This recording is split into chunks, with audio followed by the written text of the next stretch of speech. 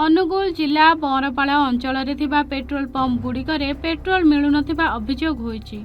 ସକାଳ 6ଟାରେ ପେଟ୍ରୋଲ ଦିଆଯାଉଥିବା ବେଳେ ଦିନ 9ଟା ବେଳେ ପେଟ୍ରୋଲ ନଥିବା ଆଳ ଦେଖାଇ ଗାଡ଼ିଗୁଡ଼ିକ ପେଟ୍ରୋଲ ଦିଆଯାଉନଥିଲା। ପେଟ୍ରୋଲ ଟାଙ୍କି ମ୍ୟାନେଜରଙ୍କୁ ପଚାରିବାରୁ ସେ କହିଲେ ଡିପୋରୁ ପେଟ୍ରୋଲ ଆସୁନାହିଁ, ଗାଡ଼ି ଯାଇଛି, ରାତି ସୁଦ୍ଧା ପେଟ୍ରୋଲ ଆସିବ। ଇଣ୍ଡିଆନ୍ ଅଏଲ ଟାଙ୍କିରେ 1500 ଲିଟର ପେଟ୍ରୋଲ ଥିବା ବେଳେ କୌଣସି ଗାଡ଼ିକୁ ତେଲ ଦେଉନଥିଲା। ଏହି ଷ୍ଟକ୍ କେବଳ ଆମ୍ବୁଲାନ୍ସ ଗାଡ଼ି ପାଇଁ ଅଛି।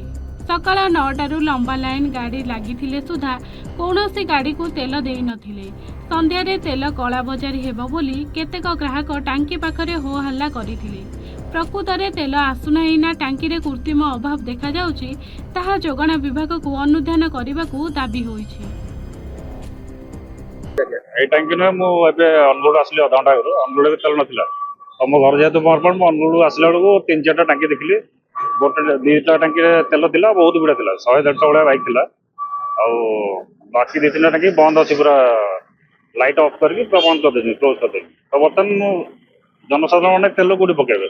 ବର୍ତ୍ତମାନ ଯୋଉ ସିଚୁଏସନ୍ ଚାଲିଛି, ସେ ୱାର୍ ସିଚୁଏସନ୍ ଚାଲୁ କି ଯାହା ବି ଇଣ୍ଟରନ୍ୟାସନାଲ ୱାର୍ ସିଚୁଏସନ୍ ଚାଲୁ, ଗଭର୍ଣ୍ଣମେଣ୍ଟକୁ ଉଚିତ ପଦକ୍ଷେପ ନେବା କଥା। କାହିଁକିନା ବହୁତ ଗୁଡ଼େ ଗାଡ଼ି ଯେତେବେଳେ ଡିଜେଲ ପେଟ୍ରୋଲ ନ ମିଳିବ, ଯାତାୟାତ ପୁରା ଠପ୍ ହେଇଯିବ। ଜନସାଧାରଣ ଆମ ଭଳିଆ ବହୁତ ଅସୁବିଧାରେ ପଡ଼ିବେ।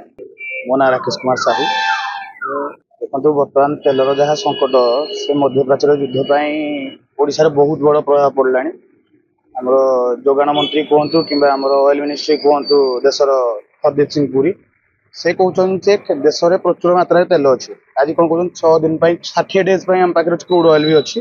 ଯଦି ଆକ୍ଚୁଆଲି ଅଛି ତ ଏ କଳା ବଜାରୀ କାହା ପାଇଁ ତିଆରି ହେଉଛି? ଏଠି ଲୋକ ବହୁତ ପ୍ରକାର ସଙ୍କଟରେ ଯାତାୟାତ କଲେଣି। ବର୍ତ୍ତମାନ ଗାଡ଼ି ଛିଡ଼ା ହେଇଗଲାଣି। ମୁଁ 5 ଘଣ୍ଟା 6 ଘଣ୍ଟା ପୂର୍ବ ନ୍ୟୁଜ୍ ଦେଖୁଥିଲି କି ଆମର ପ୍ରାଇଭେଟ ବସ୍ ସର୍ଭିସ 20% ବନ୍ଦ ଅଛି।